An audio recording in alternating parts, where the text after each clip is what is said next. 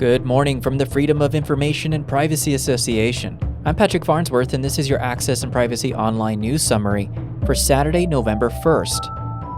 We'll lead with a troubling question about who Canada's intelligence agencies are really working for. We'll follow with stories from the local journalism initiative, where freedom of information requests continue to drive coverage across the country, from bridge disputes in Brant County to cyber safety in our schools, and Alberta's renewed fascination with the hyperloop. Nationally, we'll touch on a major cyber attack that's left Nova Scotia contractors unpaid for months, new debate over bail reform, and growing concerns about how artificial intelligence is shaping the lives of Canadian youth.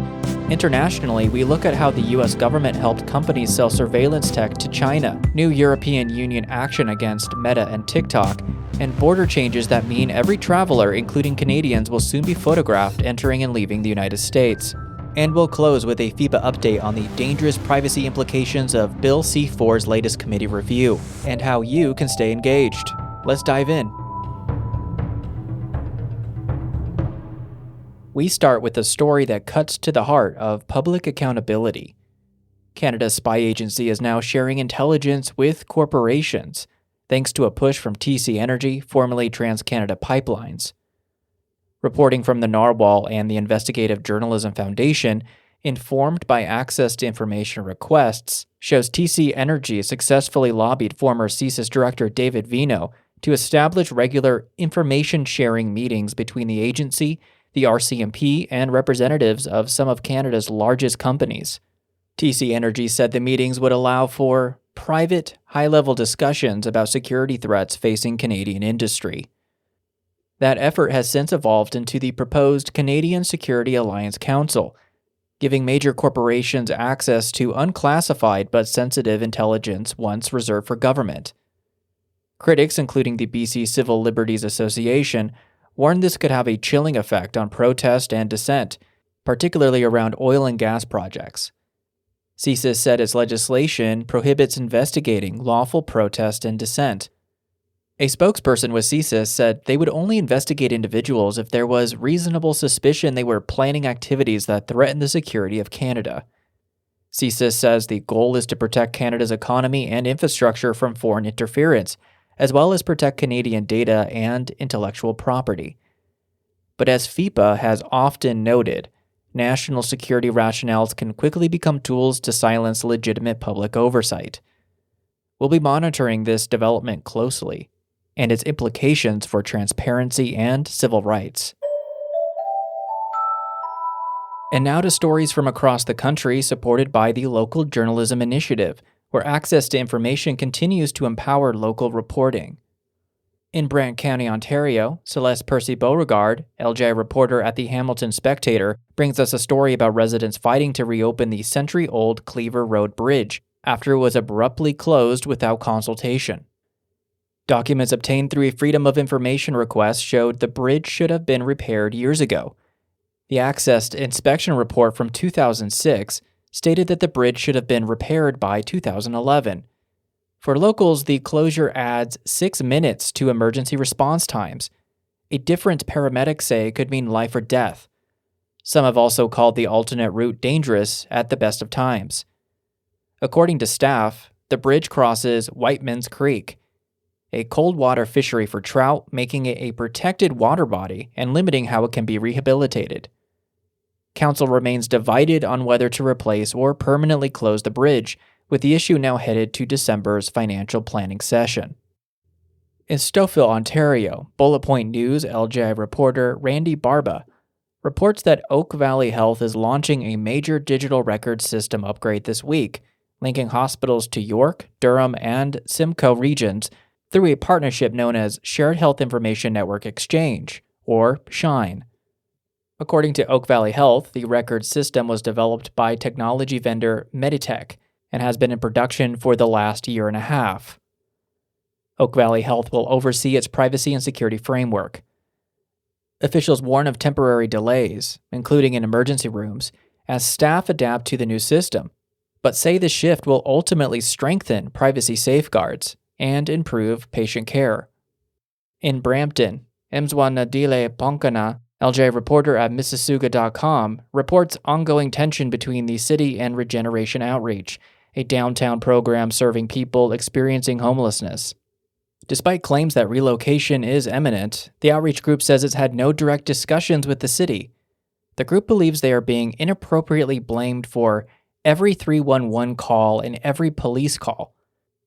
To set the record straight, they have filed a Freedom of Information request to verify the city's complaints and seek a breakdown of calls complaining to see how many can be attributed to Regeneration. Regeneration CEO Ted Brown said there was only one call with city officials in September and no follow-up since. He also said no relocation options have been presented, nor has the city offered logistical or financial support toward moving. Regeneration has a lease with Grace United Church that runs until 2027. Brown added that even if Regeneration were asked to leave, the agency could not move immediately as no space has immediate access to the kitchen and spacing they need. In Manitoba, Winnipeg Free Press LGI reporter Maggie McIntosh finds that Manitoba children have been hit by vehicles 36 times this year. 7 of them were in September, as kids made their way back to school after the summer break. Public insurer MPI says the collisions, many involving school buses, reflect distracted and impatient drivers. Over the last 4 years, school buses have been involved in 451 collisions, in which MPI has recorded 105 injuries, 79 of which have occurred this year. The agency's new campaign urges motorists to slow down and remember, it's illegal to pass a bus with flashing red lights. Freedom of Information data revealed Winnipeg's top speeding zones near schools, underscoring just how common these risks remain. Winnipeg Mayor Scott Gillingham said he would consider supporting safety-related upgrades near schools if there is data to prove there are areas with chronic problems. Next, Natasha Belowski, LJ reporter at Canada's National Observer, brings 2 stories. First from Alberta, a report that the province's new rail master plan could open the door to an experimental hyperloop proposal linking Edmonton and Calgary. The idea, promoted by TransPod, comes despite a federal study obtained through access to information that found the technology is not likely viable this decade. TransPod's project would also need to be recognized under the Alberta Rail Act before it can go forward. With pods traveling at such high speeds, there were countless questions, mostly unanswered, about how a communication system and track switching could even operate safely. Critics call the project science fiction at taxpayers' risk, while the company insists it can proceed without public subsidies. The company said they will achieve this by transporting time-sensitive freight as well as passengers. Some critics are skeptical about the claim the project will be viable without public funds. Next, Belowski reports on a federal memo obtained through access to information warning that Canada's National Public Alert System faces an uncertain future when its funding agreement expires in August 2026. The system sends life-saving alerts for wildfires, floods, and Amber Alerts, but declining cable and satellite subscriptions have undermined its funding model. Experts call it the infrastructural backbone of public safety and say its collapse could fragment Canada's emergency response network. Public Safety Canada is currently working with federal, provincial, and territorial authorities to strengthen the sustainability, governance, and effectiveness in emergency public alerting in Canada and to explore alternative funding models. A professor and founding member of York University's Disaster and Emergency Management program said Indigenous communities should be part of the multifaceted conversation about the technology, funding model, and the national alert system's capabilities.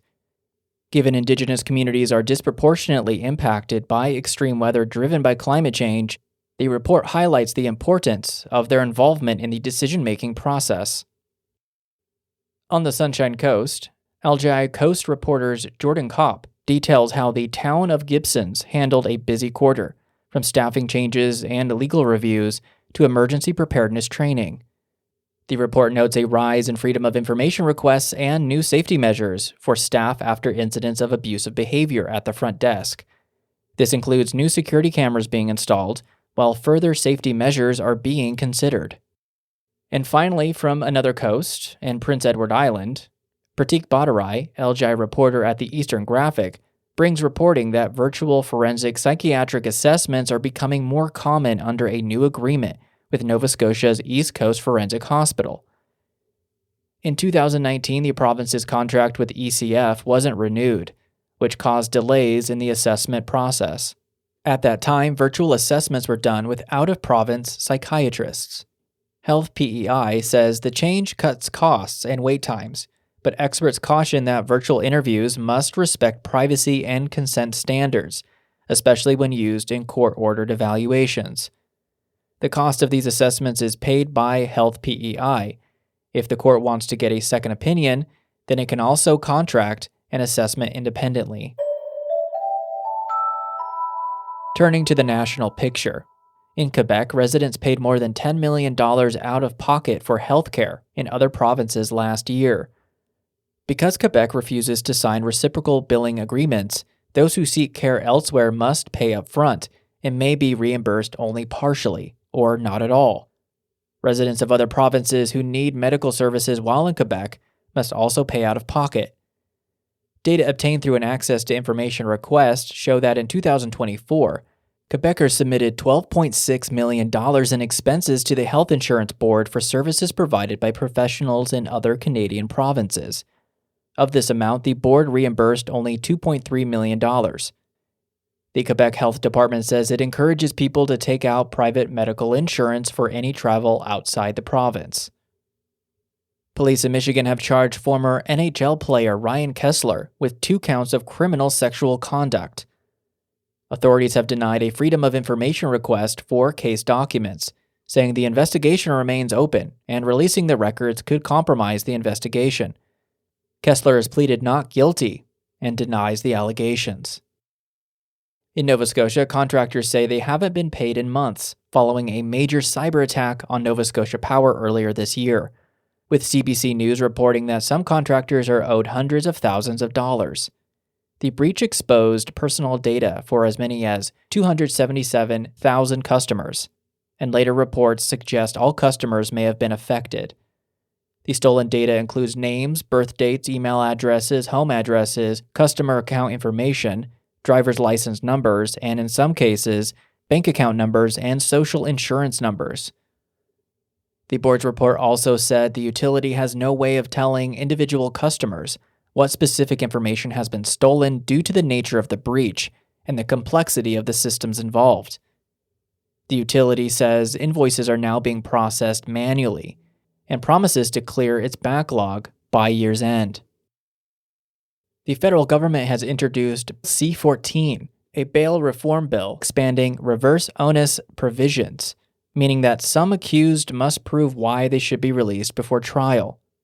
The bill also proposes stricter sentencing laws for serious and violent crimes.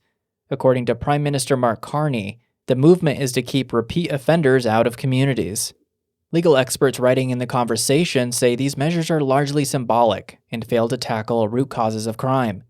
They recommend better data, stronger community supports, and investment in housing and supervision, as well as other social provisions, not tougher rhetoric.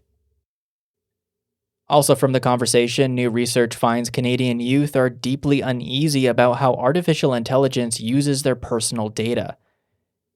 Teens said they value convenience and personalization, but don't trust tech companies to handle their information responsibly. Many educators and parents admitted they can't keep up with how fast AI is developing and aren't comfortable helping youth make decisions about data and privacy. The study calls for clearer consent tools, plain language privacy policies, and for youth themselves to have a seat at the table in shaping digital policy.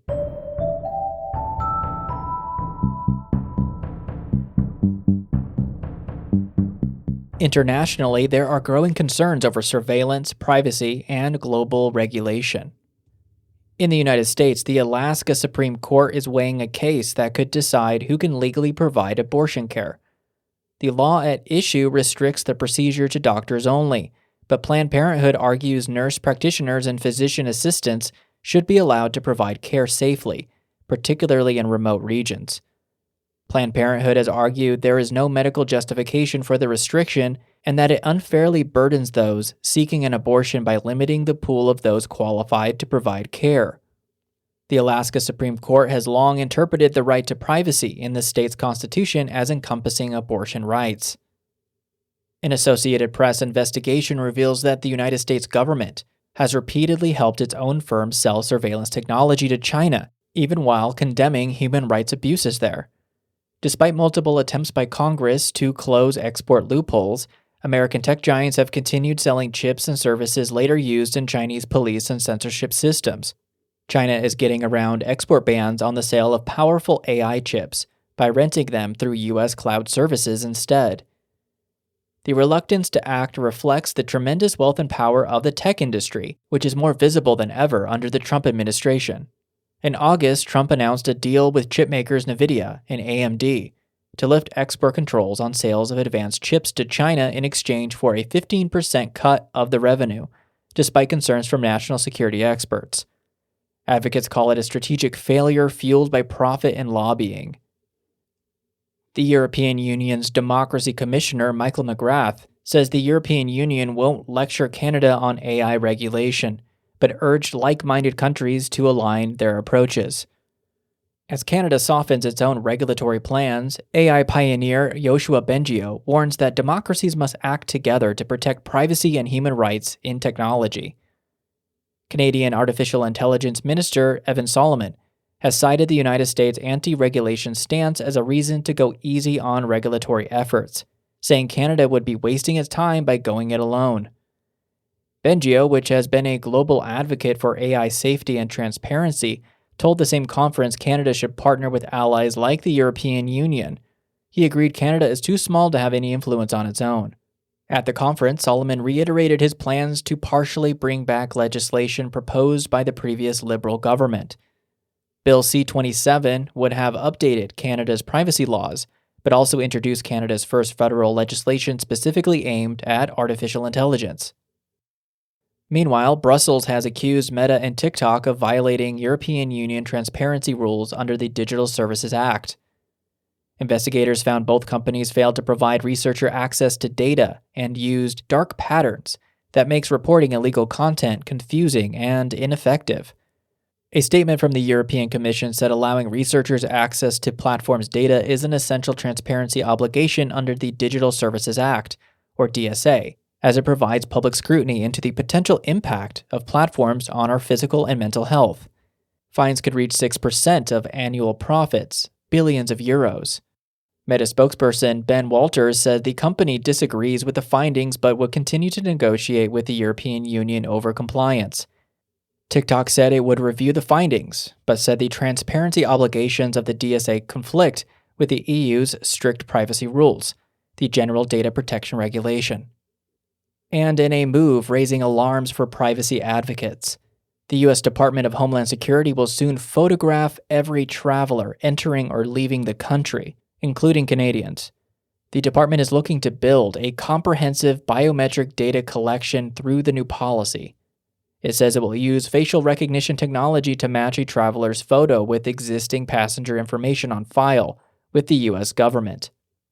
The policy, taking effect in December, allows records to be kept for up to 75 years.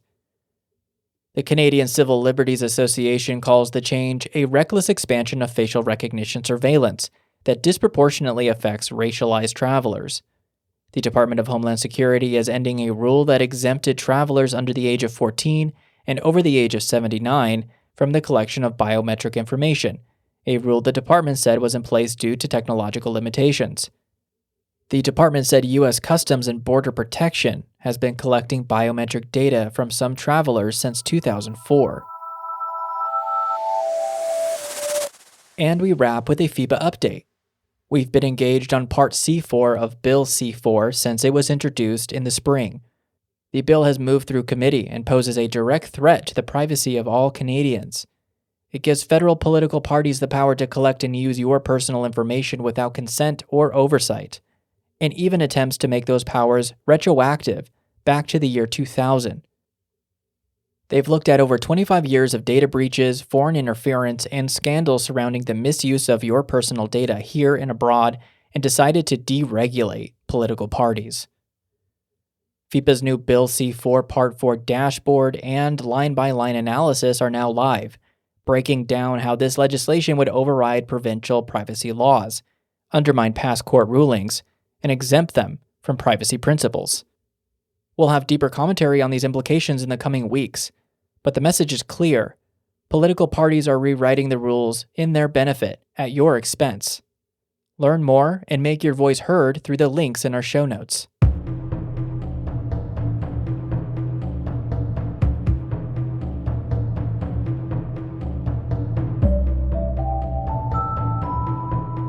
Before we go, a quick note for listeners heading to Ottawa next week.